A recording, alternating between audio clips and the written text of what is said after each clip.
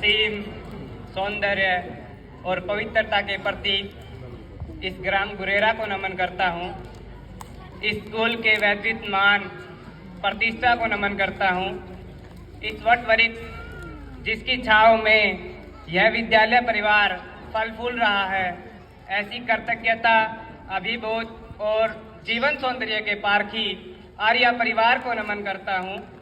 विद्या रूपी जल से सींचने वाले शिक्षक समाज को नमन करता हूँ।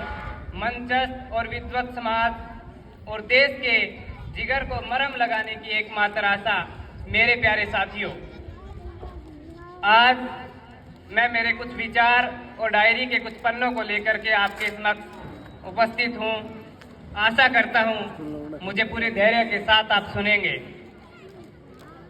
माननीय महोदय, मैं बताना चाहूँगा कि हम धन्य हैं कि आर्या परिवार व सेठ श्री जगदीश जी आर्या दवारा गांव में हर चीज मुहैया करवाई जो उस समय की मांग थी, किंतु आज वर्तमान समय की मांग के अनुसार इनके प्रबंधन में परिवर्तन करना अनिवार्य होता जा रहा है। अगर ऐसा नहीं है तो क्यों हमारे गांव के सैकड़ों बच्चे बाहर स्कूलों में भेजे जा रहे हैं? क्यों हम उनके आने जाने में वैन से उनका समय नष्ट कर रहे हैं? ऐसी कौन सी मजबूरी या वजह है जिसके चलते इतनी महंगी फीस अदा करके उन्हें गांव से बाहर भेज रहे हैं, हालांकि तब जब हमारे गांव में एक संस्था रूपी स्कूल है। प्यारे ग्रामवासियों, आज ये विषय चिंता का नहीं, चिंतन का है कि सभी भौतिक मूलभूत चीजें होते हुए भी आज हम सक्षम नजर नहीं आ रहे। माननीय महोदय, छोटा मुंह बड़ी बात, मैं अपनी राय पेश करना चाहूँगा। वर्तमान समय की मांग के अनुसार स्कूल के प्रबंधन के लिए एक अच्छी कमेटी का होना बहुत जरूरी है, जिसमें शिक्षा से जुड़े व्यक्ति, अनुभवी व्यक्ति, मौजूदा व्यक्ति और शिक्षकों का होना अनिवार्य है, जो इस संस्था रूपी विद्यालय के लिए बच्चों के भविष्य के हित में उचित निर्णय ले सके। और इसके साथ साथ प्यारे ग्रामवासियों, हमें अपने घर में, समाज में, गांव में अच्छी शिक्षा का माहौल बनाना जरूरी है। शिक्षा के माहौल पर चर्चा करने के लिए मैं अपना एक निजी उदाहरण देना चाहूँगा। 12 जून साल 2003 का वो दिन जिस दिन मेरे पापा जी का देहांत हुआ, अंधकार सा छा गया। तब मेरे दादाजी द्वारा कही एक बात आज भी मुझे स्मरण है। वो अपने धर्म भाई से कह रहे थे, भाई सुल्तान, कड़ी टूट गई, छात डटे कोनी, मुश्किल होगी, टाबर छोटा है। हम उस टूटी कड़ी के 3 अंश है। मैं सबसे बड़ा, उस समय 7 साल का था। मेरे पूजनीय दादाजी का हौसला, हिम्मत और सादगी, कड़ी एक टूटी, हमें स्पोर्ट चेयर मिली। मेरे 2 ताऊजी हैं, 2 चाचा जी हैं। आज इन्हीं की बदौलत मैं आपके समक्ष खड़ा हूँ। हमें कभी कमी नहीं महसूस हुई, और जब तक इनका हाथ हमारे सर पर है, हमें कभी कमी महसूस होगी भी नहीं। श्रीमान, हमें माहौल दिया, हमें यहाँ तक पहुँचाया। हम आज भी 21 सदस्य उसी एक छत के नीचे हैं। जब एक परिवार की एकता हमें खाक से उठाकर फलक पर बैठा सकती है, तो पूरे गांव की एकता, भाईचारा और आपसी समझ इस गांव के विकास में क्या 4 चांद नहीं लगा सकती? एक अच्छे वातावरण में ही बच्चा अच्छी शिक्षा ग्रहण करता है, ना कि बड़ी बड़ी बिल्डिंगों और वैन में सफर करने से। हमें समय रहते प्रबंधन में परिवर्तन पर विचार करना चाहिए कि हमारे स्कूल खुलने के बाद में इतने स्कूल खुल गए, +2 तक भी हो गए, साइंस तक भी हो गए, और आज हम वहीं के वही हैं। प्यारे ग्रामवासियों, हमारे विद्यालय में कमी नहीं है। मैं बताना चाहूँगा, हमारे गांव में जितने भी ग्रुप डी में लगे वो सभी इस विद्यालय से, पुलिस और सेना में लगे वो सभी इस विद्यालय से, कलरक बने वो सभी इस विद्यालय से, बिजली विभाग में कार्यरत हैं वो इसी विद्यालय से, हरियाणा राजस्थान में अध्यापक बने वो इसी विद्यालय से, और तो और दिल्ली तक पढ़ाने पहुंच गए, वो भी इसी विद्यालय से। तो बताना चाहूंगा श्रीमान, बड़ी बड़ी बिल्डिंगों से वैन में सफर करा देने से शिक्षा नहीं आती है। आती है तो अपने घर के अच्छे माहौल, अच्छे अध्यापक और बच्चे की खुद की लगन और दृढ़ निश्चय से। मानते हैं इस विद्यालय में आज स्टाफ संख्या की कमी खल रही है, तो पूर्ति की जा सकती है श्रीमान, एक अच्छी कमेटी बनाकर और गांव की एकता से बच्चों के हित में उचित निर्णय लेकर। श्रीमान, जितने पैसे बाहर दुकानों में देते हैं उनसे आधी फीस में यह संस्था रूपी स्कूल अच्छा शिक्षा भी दे सकता है और अच्छे आचरण भी दे सकता है।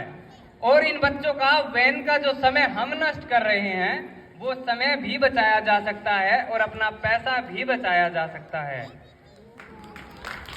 तो प्यारे ग्रामवासियों, फैसला आपके हाथ में है।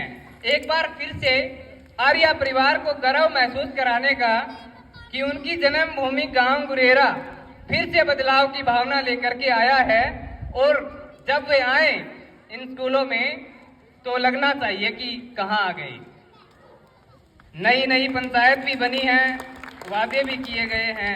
आशा करते हैं पूरी ईमानदारी से बखूबी निभाए जाएंगे। अंत में बच्चों के लिए मेरा एक संदेश। प्यारे बच्चों, मैं बताना चाहूँगा, मैं भी 11 साल इसी विद्यालय से पढ़ा हूँ। मैं भी आज आप ही की तरह जिज्ञासु विद्यार्थी रहा हूँ। आप ही की तरह इसी प्रांगण में बैठा करता था जहाँ जगमग तारों की तरह आज आप इस परिसर को रोशन कर रहे हैं। किंतु मैं इतना अवश्य कहना चाहूँगा कि यहाँ सिखाए जाने वाले उस सबक, उस धैर्य, उस मार्गदर्शन, उस शैक्षिक वातावरण और शिक्षकों की विद्वता और अनुशासन के आवरण को अगर जीवन में उतार लिया जाए तो असंभव कुछ भी नहीं है। प्यारे बच्चों, बताना चाहूँगा, मैंने भी मेरे प्रतियोगिता संग्राम में बहुत मानसिक तनाव झेला है। मैंने जब ग्रुप डी से विदाउट पे लिया तो मेरे घर में मेरे ताऊ जी के सिवाय कोई खुश नहीं था। मेरा उस समय यह निर्णय पूरा लगा होगा, किंतु मैं गलत नहीं था। मेरे 3-4 एग्जाम्स के फाइनल रिजल्ट आने बाकी थे। उम्मीद थी कि किसी एक में तो हो ही जाएगा। हुआ यूं, किसी एक में भी नहीं हुआ।